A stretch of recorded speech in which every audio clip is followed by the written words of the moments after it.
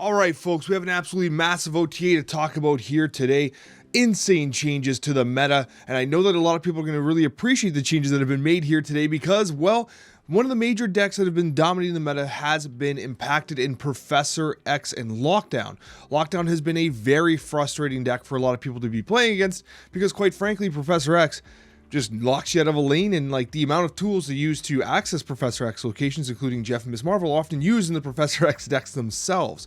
So ultimately, despite having a 52% win rate and a pretty moderate cube rate, it was the 30% meta share that ultimately had the final say in Professor X's demise. Now, Second Dinner has stated that they're not huge fans of the lockdown style decks. It's one of the reasons why the original Spider-Man got destroyed. It's because, well, it's just not engaging and fun to play against, so they want to try to minimize it when it completely takes over the meta, which it has right now. So, going from a 5-3 to a 5-1 is very significant. That's a major gamble in terms of power when trying to actually play a Professor X. It might require and necessitate the use of Daredevil, but notably about that, Daredevil is only active on turn 5, not on turn 4 when Professor X is often being ramped out in these Thanos-based decks. So, a notable change to one of the most popular cards in Marvel Snap right now. This was kind of crazy. I was not expecting Werewolf by Night going to a 4-4. I was expecting a 3-1 change, but I'll actually give Cozy full credit here. On the Snapchat, we discussed how Werewolf by Night was probably going to get touched up in an OTA or in a patch, and Cozy actually suggested making Werewolf by Night a Darkhawk style equivalent at a 4 cost. And that's essentially what has happened. You go to a 4-4, so the ceiling goes to like what, 412-ish range, for maybe 416 at an absolute chaotic moment. But it was way better prior as a 3-3 because you got it out early, you were able to bounce it far more often. But most notably, one of the cards that was being utilized to buff the Werewolf also got nerfed. So there's more to the Werewolf by Night nerfs than just Werewolf itself. But a 4-4 is a significant nerf because it really benefited from coming out on turn 3. So overall, the power ceiling of this card has come down significantly.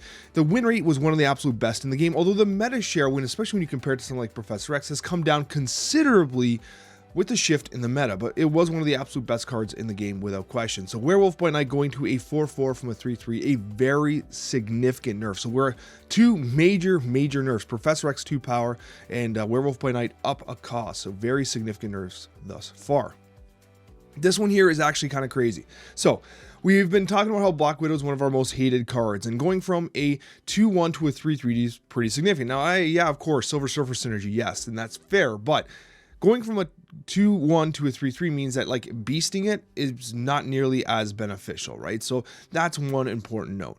The second thing is that the Widow's Bite is actually technically more impactful the earlier it's played. So if you play it on turn 2, you're delaying the turn 3 draw, which has this ripple effect. Playing it on turn 3, it's not as strong. It's still strong, but it's not as strong.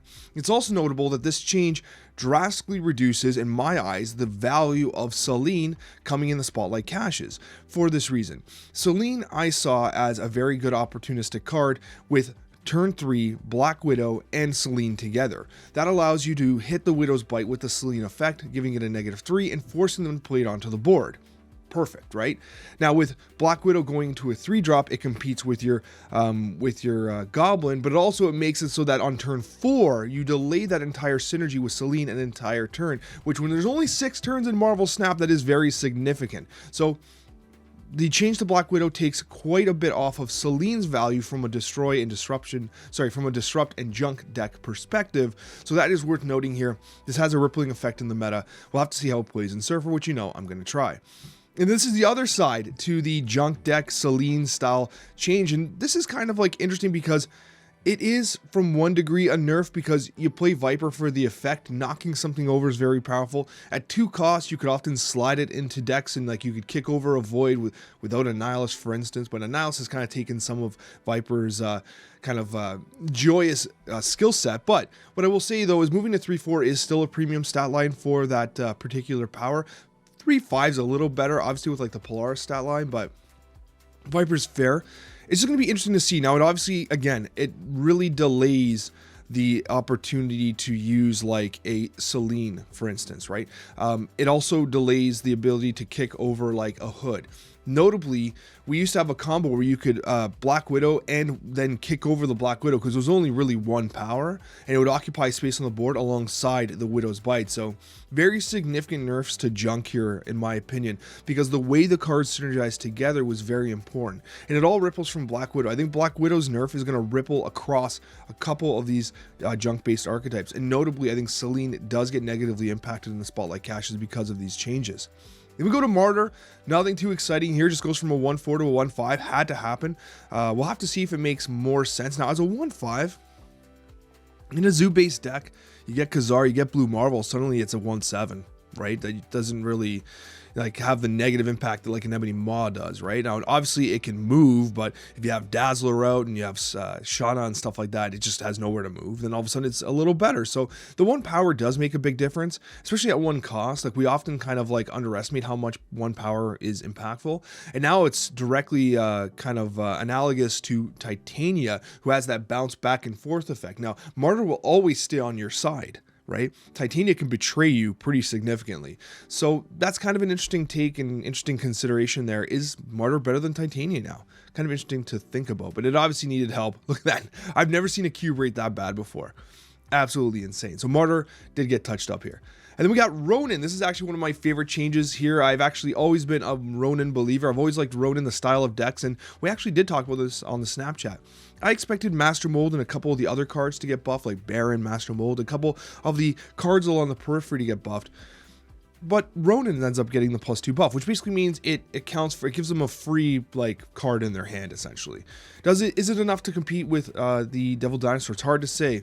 It's also worth noting, as they've kind of mentioned in the notes, is that Loki's a factor here. So if you pump their hand full of cards and then they just draw Loki and replace everything, it's like, well, now I'm screwed. You know what I mean? It's like, it's kind of really negatively impactful. So Ronin's still tricky in a Loki meta, but Loki has come down in prevalence, but obviously Ronin needed some help. It was considered a Devil Dinosaur equivalent, and quite frankly, it just never quite got there. So I'm going to be experimenting with Ronin. I do love Ronin. I do like the archetype, so it'll be a lot of fun to try and see how he does. Now, this is a very interesting change. I was one of the believers in Maximus and Surfer. Always did. Play him on turn 6. The draw doesn't matter. 3/7 stat line, absolutely huge. Hit him with Surfer, hit him with Nova. He's a 10. Crazy, right? Crazy power for a 3-drop. And with Blob coming into the meta, people have been playing Maximus to reduce the number of cards in the deck to essentially reduce Blob's kind of vertical power. So what's happening here is Maximus is being removed from Surfer, but don't worry, we got a card that's going to be taking its place momentarily. And then we have Maximus going to a 2/6, which is an absolutely insane stat line when you consider something like a Lizard is a 2/5, and Lizard has a tremendous downside. Now, obviously, Maximus has a tremendous downside too. Drawing 2 cards is pretty notable.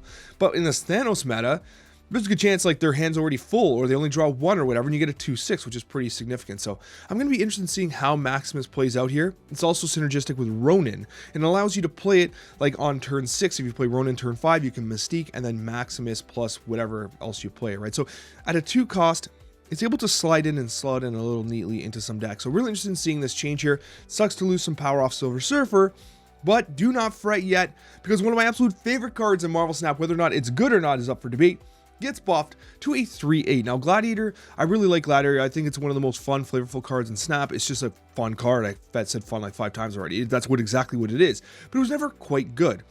It was decent, and I actually won games with it. But like the meta right now with Blob, like people have like Gigantos and Red Skulls in their deck. Like that's not conducive with Gladiator having a good time, right? So the meta is not right for Gladiator.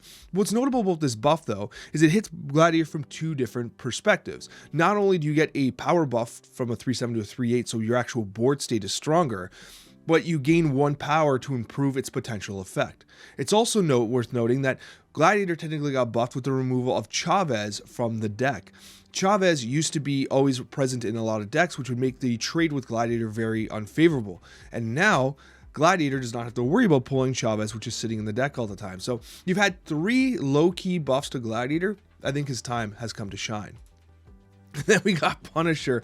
Now this is kind of funny, and Glenn kind of did mention that like essentially like it's a beginner card to some degree, and if you completely redesign Punisher, it might require some redesign of the new player experience as well. So for now, a 3/3 +1 change is probably absolutely fair. The card is viable in the new player experience. It does teach fundamental mechanics about the game.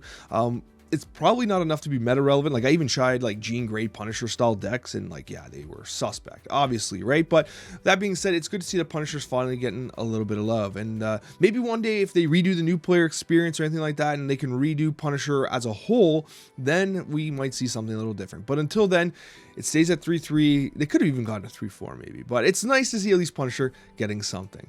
Regardless, I really hope that you enjoyed this video. If you'd like to see some more content, I got a video for you right here on the screen. Hit the like button if you'd like to support my content, and subscribe if you're not subscribed already. We'll see you in that next Marvel Snap video.